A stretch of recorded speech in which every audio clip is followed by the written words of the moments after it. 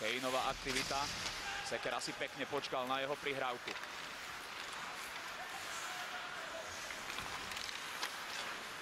Baranka vrátil Sekerovi a na ľade už máme prvú formáciu. Škoda, že to v tom nasadzovaní nevyšlo tak, aby bol Michal Hanzuš na ľade, pretože jeho slonenie pred bránkou je určite z nášho týmu to najlepšie, ale príležitosti Radivojevič, gól! Kopeckého Peč, vedieme 1-0 nad Kanadou po 6 minútach hry. Skvelý štvrťfinálový začiatok.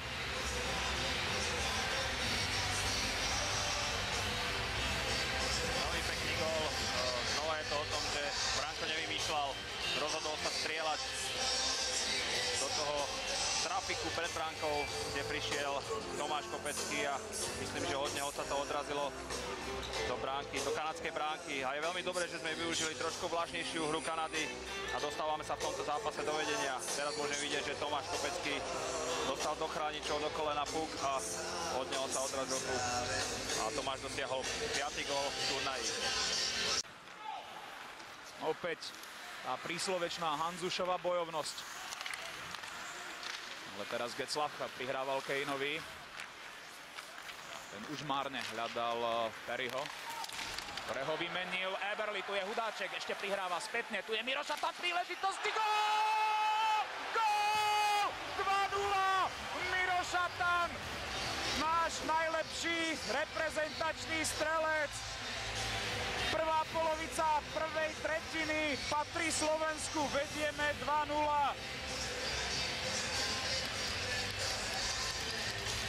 To je štart, za kým sme nerátali, aký sme si nepredstavovali ani v tom najkrajšom sne. Šikovnosť Libora Hudáčka, surový, bol síce zblokovaný, ale Miro Šatan konečne prekonal súperovho golmana na týchto majstrovstvách. Ten predchádzajúci gól do prázdnej bránky. Teraz chladnokrvne s inštinktom tichého zabijaka. Veľmi pekné zakončenie od Mira Šatana. Bolo to tiesne, musel si spracovať puk rukou, hodiť na ľad a trafiť ho v podstate taký skákavý puk. Ale trafil a prestrelil Kema Warda.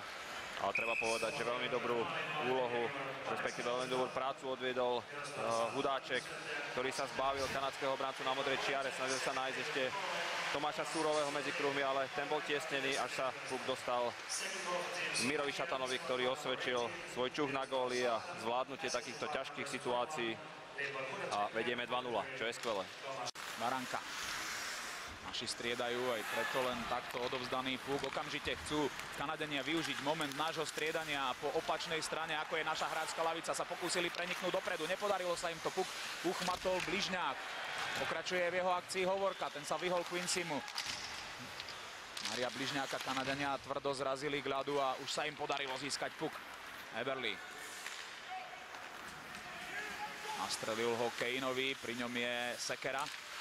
Ale aj šikovný Getzlaff, ten uchmatol puk, tlačí sa pred bránku a je znížené.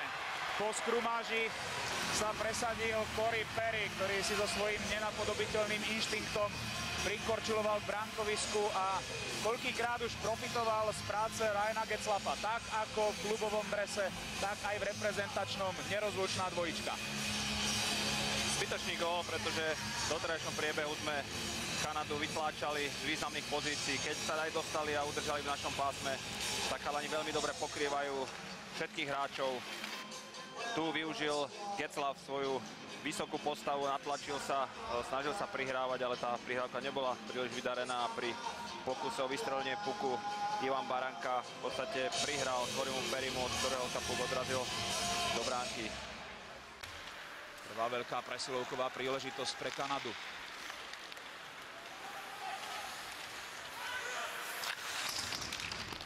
Chárov puk nedoputoval do stredného pásma, ešte Kopecký ho môže vytlačiť aj s Chárovou pomocou, sa mu to podarilo, náš kapitán išiel striedať a tak ešte ponaháňal Perryho. Tu je ale úplne voľný Eberli v medzere, vynikajúci Lacov zákrok, ešte kanadská príležitosť, Skinner vyrovnal na 2-2. Využitá presilovka pre Kanadu, moment nášho striedania, na ktorý si počkal Jordan Eberli v tej veľkej medzere, ktorá vznikla medzi našimi brániacimi hráčmi. A to bol vlastne kľúč k úspechu, aj keď potom Jano Laco dokázal odolať jeho nájazdu, tak Skinner už sa nemýlil. Tá medzera vznikla tým, že Zdeno Chára naháňal Coryho Perryho, následne išiel striedať, chýbal vzadu. Eberle sa dostal do samostatného nájazdu, Jano Laco veľmi dobre kryl, ale vracajúci sa hráči nepokryli dorážku Kanady, stav vyrovnaný 2-2, veľká škoda, pretože to oslabenie sme hrali dobre. Ale na dorážku Skinnera už Jano Laco nedosiahol. Škoda toho backcheckingu, že nebol pokrytý pred bránkoviskom našej bránky. Ktorý išiel šťastene oproti. Hanzuš stavil kanadskú akciu. Heat sa pohral s Kopeckým, ale ten dôraz nezahral aj na druhý pokus. Purcell. Dopredu sa púšťa Burroughs, predstihol Hanzuša. Na opačnej strane Led, od ktorého odletel vydarený, ledová strela. Ešte dorážka a Kanada vedie 3-2. Alexander Burroughs. Už ten tlak bol naozaj drvivý. Preťažená defenzíva našich si nemala kedy vydýchnuť a Kanadania dotlačili puk do našej bránky. Znovu nepokrytý hráč pred našim bránkoviskom. René Vydarený nepokryl Burroughsa, ktorý v podstate pohodlne zasunul puk do našej bránky. Z toho tlaku sme sa predtým vymanili tou presilovou hrou, mali sme šancu, Tomáš Surový nepremenil, potom Kopecký sa dostal do veľmi dobrej šance, dobre zasiahol Ward a vrátili sme sa znova pod tlak. Kanadskí hráči nás lepšie napadajú, dostávajú nás pod tlak, potom je obrana preťažená, teraz René Vydarený nepokryl Burroughsa, ktorý ho pretlačil hokejkou a už do odkrytej bránky zasunul puk, prehrávame 3-2. A stadial je zase vypojený, Surový, no a samozrejme aj Marek Hovorka zo 4. formácie. 3 kompletné formácie, 3 kompletné petorky. Ešte skúsia v záverečných 7 minútach 3. tretiny aspoň vyrovnať proti Kanade. Ale najskôr sa musíme ubrániť ďalšiemu tlaku, ktorý viedol Getzlaf. Pokračuje Perry. Znovu Ryan Getzlaf pred bránkou Kane, ale s ním stále korčuluje Vydarený. Perry na chvíľku sa odpútal od starostu, ale je v málo nebezpečnej zóne. Takisto Kane spoza bránky. Nedokázal prihrať presne dopredu, môže ísť Tatar spoločne s Bartovičom aj Mikušom. Dokonca aj starosta sa zapája do útočnej akcie. Bartovičová šanca. Gól! Gól! Vyrovnané 3-3. Chlapci, paráda. Rýchly break. Našim vyšiel. A semifinálová nádej Slovenska ešte žije. Ward tretíkrát prekonaný v dnešnom zápase.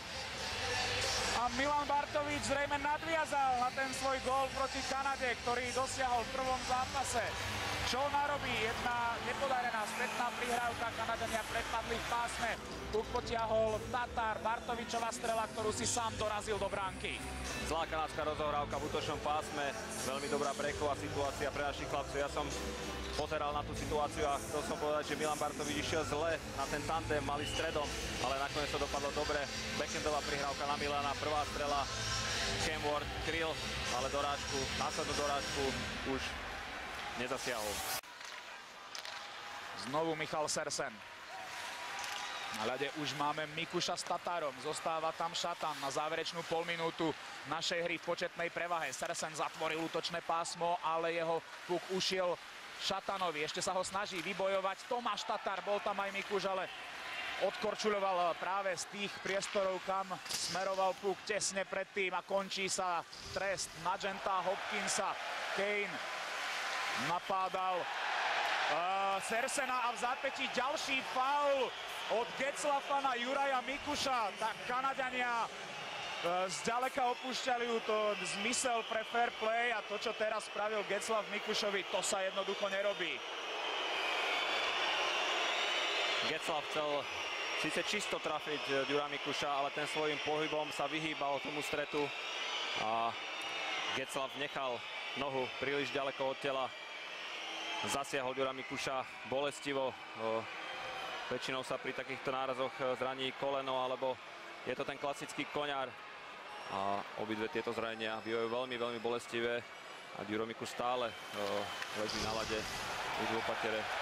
Tu máme tvrdý, ale čistý hit Sersena na Kanea a toto bolo naozaj škaredé. Je to koleno na koleno. Darmo ukazoval, že rameno, keď tým ramenom Juraja absolútne minul Toto musí Juraja strašne bolieť. Ďalšia práca pre nášho lekára, doktora Kubaševského. Ako by jej už nemal dosť. A Getzlaff končí tento zápas. Kanada bez svojho kapitána bude odolávať našej presilovke. 5 minút má Slovensko k dispozícii, aby postúpilo. Polovicu ešte v riadnom hracom čase, polovicu ešte v nasledujúcom predĺžení. Ak sa nám to nepodarí ešte v priebehu tretej tretiny, obrovská šanca. Áno, Vladimír Vujtek už to avizoval okamžite po zákroku. Určite by si skôr želal, aby mal k dispozícii Juraja Mikuša zdravého. Herne bol Juraj naozaj vo skvelej fazóne. Nadväzoval na skvelé výkony z Popradu. Gól! Gól! Hanzušov ten Sekerovej strely. Vyhrávame 4-3 nad Kanadou. 2,5 minúty pred koncom a Kanada hrá so 4 hráčmi. Úžasné chvíle pre slovenský hokej. Po 8 rokoch môžeme postúpiť do semifinále majstrovstiev sveta. Výborne to chalani zahrali hneď po obhadzovaní. Michal si to namieril pred bránku. Na nič sme nečakali. Predošlej presilovej hre som si všímal, ako Kanadiania otláčali Miša Hanzuša od bránky, pretože sú si vedomí toho, aký je dobrý v slonení, v tečovaní pukov. Teraz na ňo trošku zabudli. Prišla strela a Mišo Hanzuš veľmi dobre znova stál. Dokonca tečoval puk a vedieme 4-3. Jeho prihrávku zblokoval Eberle, ale naši chlapci majú puk vo svojej moci a sme v semifinále! Sme v semifinále! Kanada vyradená z turnaja! O čo sa postarala naša reprezentácia? Nádherný helsinský turnaj pre slovenský hokejový tím. Úžasné, Kanadania na kolenách, pretože sa nedokázali viackrát ako 3-krát presadiť dve dvojgólové tretiny. Tá prvá a tretia posúvajú medzi 4 najlepšie týmy na turnaji Slovensko. Jano, to bol zážitok. Neuveriteľný záver tretej tretiny a celého zápasu. Slovensko je prvým semifinalistom na majstrovstvách sveta.